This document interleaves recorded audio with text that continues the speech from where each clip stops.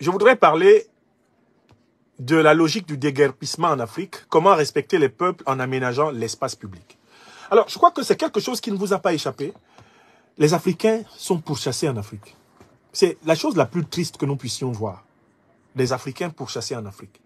Quand vous allez dans certains quartiers difficiles, dans certains quartiers malfamés de Paris, quand vous allez dans certains quartiers du 18e, vous voyez des Africains, surtout souvent des sans-papiers, qui vivent avec des enfants dans la rue, qui dorment dehors, qui dorment par terre sur des cartons, etc.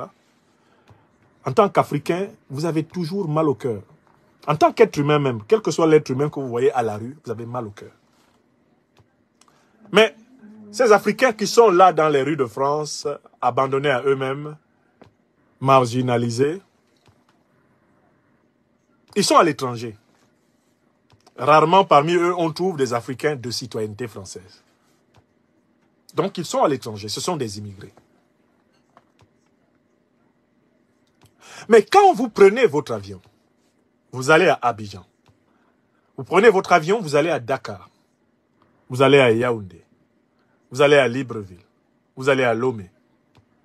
Vous prenez votre avion, vous allez à N'Djamena.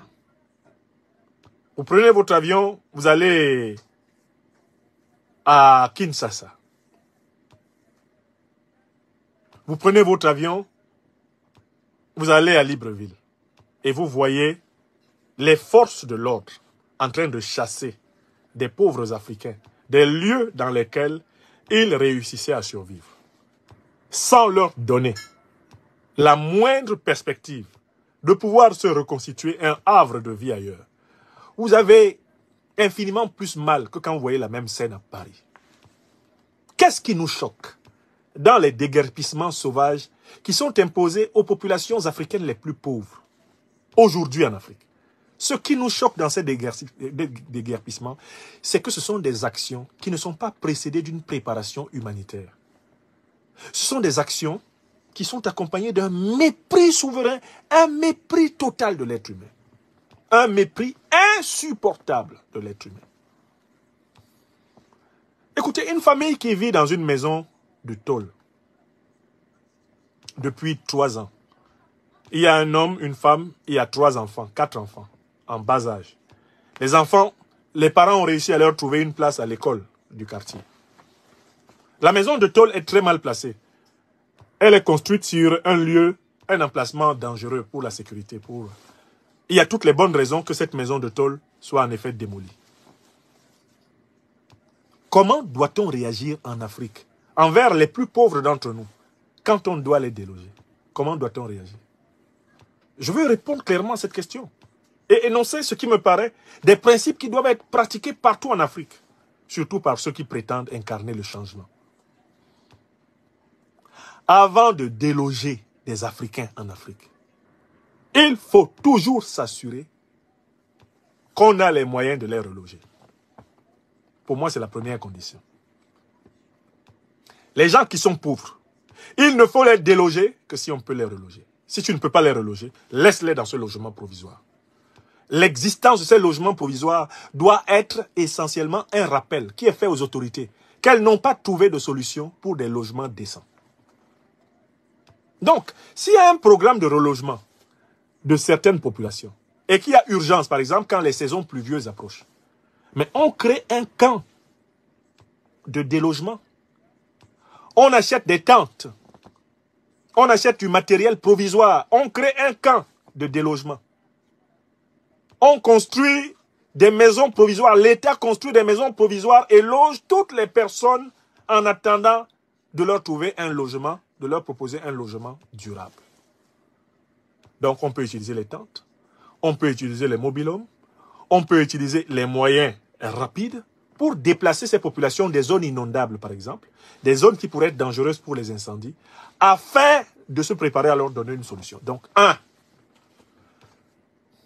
au Cameroun, en Côte d'Ivoire, au Congo, au Gabon, au Sénégal, parce que ça commence aussi au Sénégal, en République démocratique du Congo, arrêtez de déloger les pauvres. Alors que vous allez dormir sur un lit. Vous allez dormir dans une maison le soir. Vous délogez un pauvre sans lui donner une solution pour poser sa tête. C'est un crime contre l'humanité africaine. Je dénonce au nom des Africains les plus pauvres les déguerpissements sauvages des gouvernants. Pas de déguerpissement sans, au minimum, une solution de relogement provisoire. L'État prépare, avant de déguerpir une zone, un État achète les moyens de relogement provisoire. Il aménage un terrain pour y faire du relogement provisoire, un peu comme on fait pour les camps de réfugiés. Et quand vous venez dire aux gens qu'ils doivent sortir de leur maison, vous leur indiquez le lieu où ils vont vivre provisoirement, en attendant que vous leur trouviez une solution durable. Ou alors, s'ils ne sont pas dans des zones hautement dangereuses, laissez-les tranquilles, construisez des cités populaires, construisez des maisons populaires. Quand il y en aura suffisamment, vous relogez les familles. Vous relogez les familles. Quand on dit à une famille, vous allez quitter aujourd'hui, on leur montre où ils vont. On leur montre où ils vont. Si ce n'est pas trop loin, si c'est trop loin, on les aide à y aller. On organise le relogement. On ne déguerpit personne sans lui dire où il va, où elle va. Un véritable gouvernement africain ne peut pas déloger des Africains sans leur proposer une solution de rechange. Des Africains pauvres. Les personnes qui vont être déguerpies sauvagement sont des personnes qui vont refuser la solution de relogement. Les personnes qui doivent être déguerpies par la force sont les personnes qui refusent la solution de relogement. Je vis ici avec ma femme, 3, 4, 5 enfants. On m'a proposé une maison viable où je peux vivre avec ma femme et mes enfants. On a réfléchi même à la possibilité que s'ils faisaient l'école ici, ils vont plutôt faire l'école là-bas. Je refuse. Alors que la maison doit être déguerpie. Eh bien, la maison sera déguerpie par les forces de l'ordre. Et j'aurai la responsabilité. Si on trouve un de mes enfants en train de dormir à la Belle Étoile, je dois être arrêté et puni. Parce que l'État va dire, monsieur, vous avez eu une attribution de résidence. Vous avez refusé d'amener ces enfants mineurs dans l'endroit, dans l'abri que l'État a prévu pour eux. Vous êtes coupable.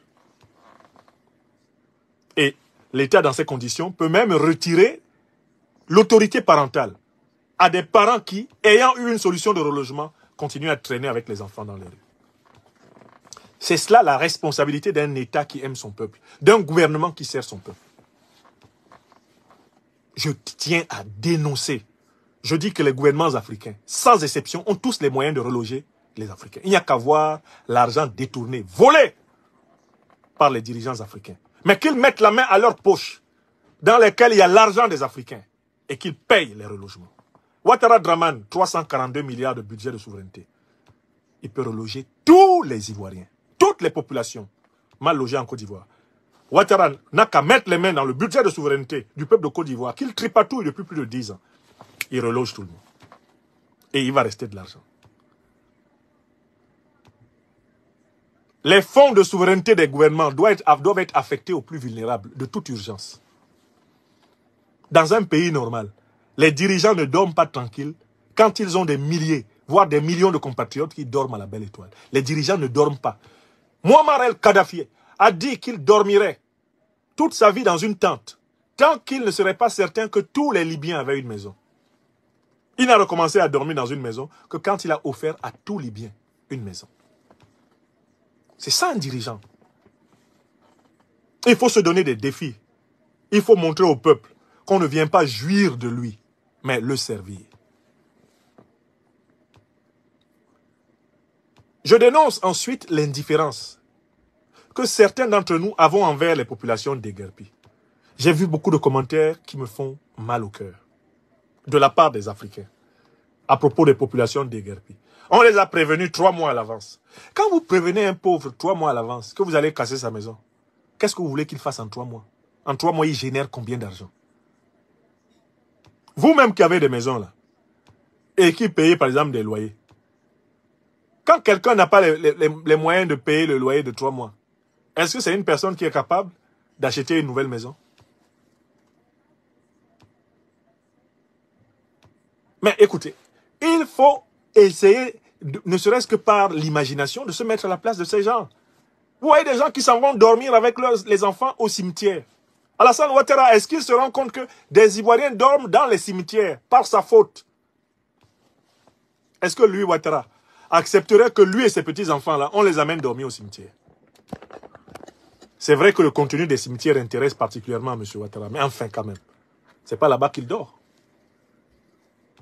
C'est pas là-bas qu'il dort. Or, à l'instant où nous parlons, en Côte d'Ivoire, il y a des familles qui doivent squatter des cimetières. Certaines vont même squatter des maisons tombales pour dormir. Vous trouvez cela normal? Est-ce que des dirigeants normaux doivent dormir quand il y a des êtres humains qui sont sous leur responsabilité et qui vivent dans cet état? Non au déguerpissement sauvage. Oui à une politique humaine. Le relogement d'abord, le déguerpissement après. Pas le déguerpissement avant et le relogement après. Et il faut que ça devienne un critère de colère sociale. Nous, société civile, devons protester contre tous les gouvernements qui délogent sans solution. Des gouvernements qui délogent sauvagement sont des gouvernements inhumains. Et nous, Africains, devons prendre l'habitude de les condamner et de les dénoncer. Il ne faut pas flatter un gouvernement qui déloge sauvagement les pauvres. Il ne faut pas le flatter. Il faut le dénoncer. Et il faut lui dire que ce n'est pas pour cela qu'on l'a mis là. C'est cette méchanceté qui coûte à Ruto aujourd'hui la colère du peuple kenyan. C'est cette méchanceté qui va coûter à Ouattara la colère du peuple ivoirien. Au régime Biya, la colère du peuple camerounais. Quand tous ces peuples-là vont se lever, vous allez voir. Vous allez voir ce que les gens ont subi. À la colère qu'ils vont montrer, vous allez voir. L'Afrique aujourd'hui est entièrement capable de loger tous les Africains. J'affirme pour avoir regardé les budgets de tous nos États, il n'y a pas un seul État africain qui ne soit pas capable de loger toute sa population. Pas un seul. Non seulement le matériel naturel existe, la capacité gouvernementale de fournir des logements sociaux, elle existe. C'est la volonté politique qui n'existe pas. Parce que c'est la crapulerie, c'est la gourmandise, c'est voler, voler, voler, accumuler de l'argent qu'on laissera dans ce monde et qui ne servira même pas à leurs propres enfants. Voilà leur pulsion, voilà leur orientation, voilà leur obsession. Muammar Kadhafi l'a fait. Il a donné à chaque Libyen et à chaque Libyen une maison. Il l'a fait. Les autres Africains peuvent le faire. La Libye n'avait que le pétrole et le gaz. Il y a des pays africains qui ont le pétrole, le gaz, le bois, le café, le cacao, tout. L'uranium et consorts. Donc arrêtons de nous morfondre et battons-nous pour une politique d'urbanisation solidaire. Refusons de mépriser ce qu'on déguerpit. Refusons de cautionner la méchanceté de certains de nos gouvernants envers les plus pauvres d'entre nous. Je suis choqué par ces scènes de gens qu'on chasse, d'enfants accrochés aux jupes de leur mère, qui ne savent pas où ils vont dormir, alors que les dirigeants rentrent tranquillement le soir, lire des comptines à leurs enfants. Je suis choqué par ces scènes. Et ça me fait d'autant plus mal quand c'est fait par des gens qui viennent d'arriver au pouvoir. Et qui, hier seulement, il y a même seulement 3 mois, étaient dans l'opposition et disaient qu'ils vont se battre contre ça. Je vois des scènes un peu partout là, qui font honte, même aux jeunes dirigeants africains. Il est hors de question qu'on déloge quelqu'un si on n'est pas capable de le reloger, de lui donner une option. C'est inhumain de le faire. Soyons humains.